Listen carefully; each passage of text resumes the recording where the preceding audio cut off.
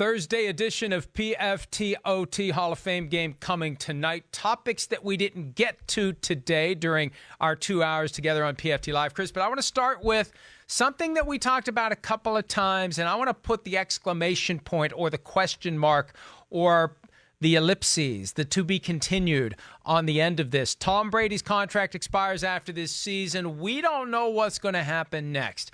Do you think that Tom Brady ultimately will go the route of Joe Namath, John Unitas, Peyton Manning, Tom Brady, and play, not Tom Brady, Brett Favre, it was going well until I got to that point, and play for another team before his career ends? No freaking way is that happening. None.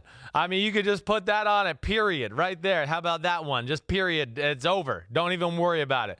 One, I think Tom Brady, everything he's done in New England, his family being there, all of that, okay.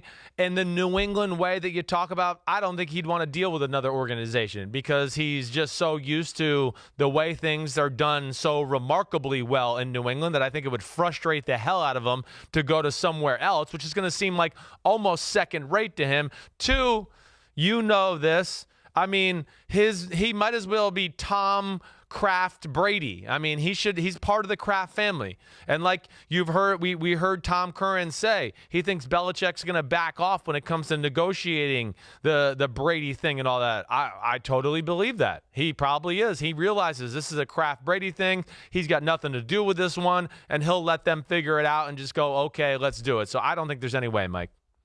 There was a report last week that no deal is coming for Brady anytime soon, and I guess anything can happen during the season. The concern for the Patriots would be that at some point he is going to fall off the cliff, and he turns 42 in 2 days. Yeah. So they have him for this year when he's 42. Next year, spoiler alert, drum roll please, he'll be 43. And at some point, he's not going to be able to do it. At some point, you are going to have invested a lot of money in a guy who all of a sudden can't do it. And that's what the challenge is going to be for the Patriots. Now, let me flip it around, okay? Because Tom Brady has spent the bulk of his career scared to death of Bill Belichick showing up one day saying, you're not worth the financial investment. You're not as good as you need to be. We've got somebody else who can do it better than you. And he's used it as motivation, but it's also been a constant in his life.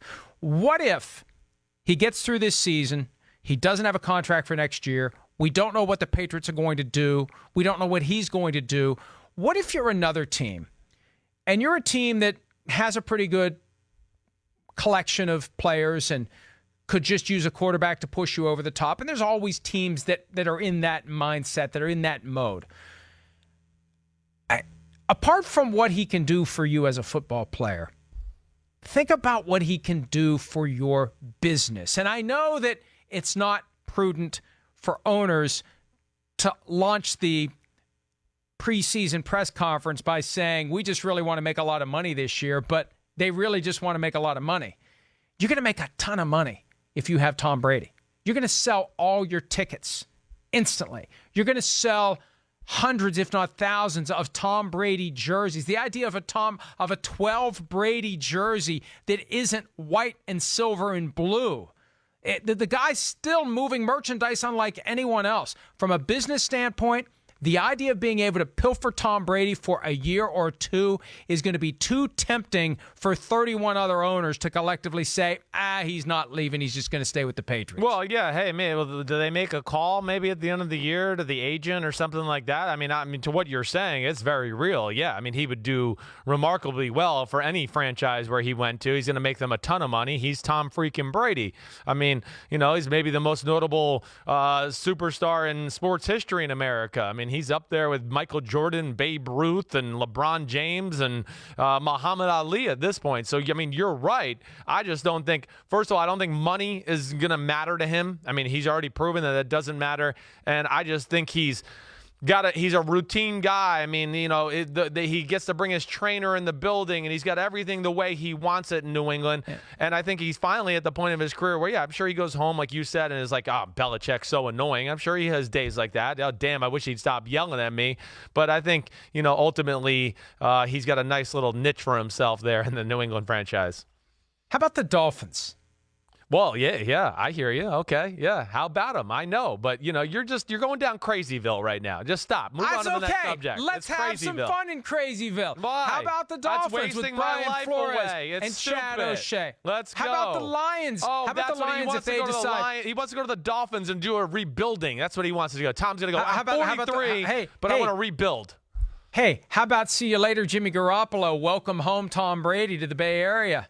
The team that he was there for the catch game. That's great stories. You can put this all in your next book you write about football, okay? Hi, I'm Mike Tirico, and thanks for watching.